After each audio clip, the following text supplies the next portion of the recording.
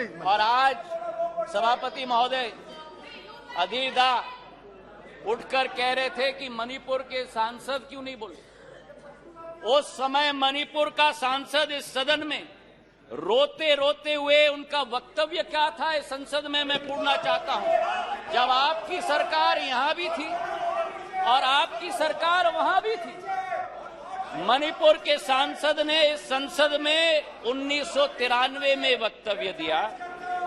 उन्होंने कहा, and I quote, the state government is helpless, it has no funds, the state government cannot even afford to purchase weapons for the security persons to fight the insurgents.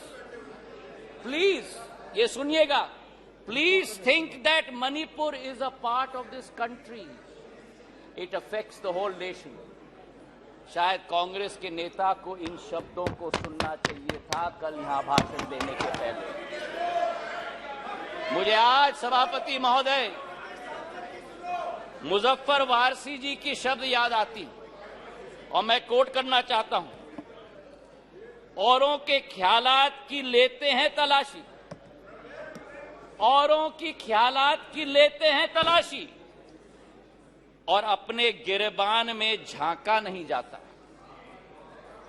आज ये स्थिति उत्पन्न हो गई है।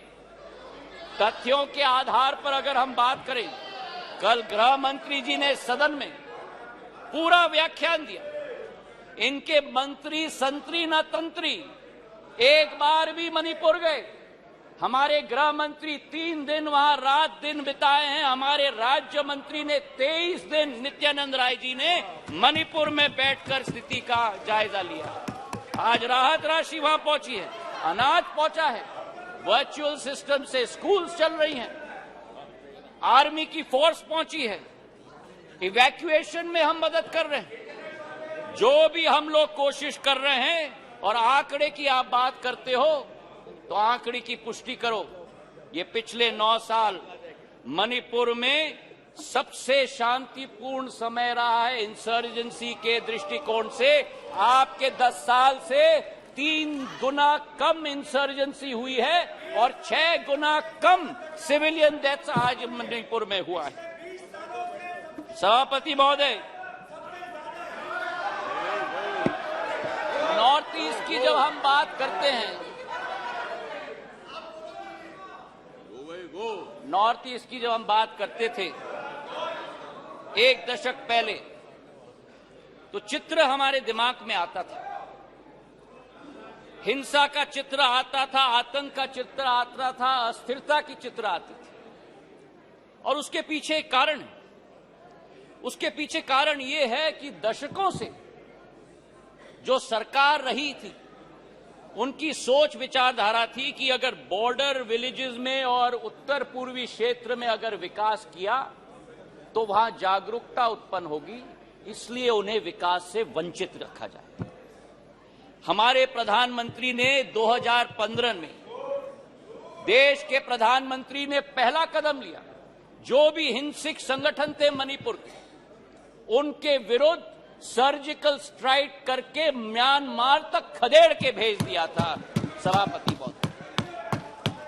और उसके बाद पहला कदम जो लिया, विकास व्यापक सोच के साथ, एक विचारधारा के साथ, उन्होंने एक विकास का मंत्र दिया सभापति महोदय, विकास का मंत्र दिया हीरा, क्योंकि उत्तर पूर्वीय क्षेत्र भारत का हीरा है।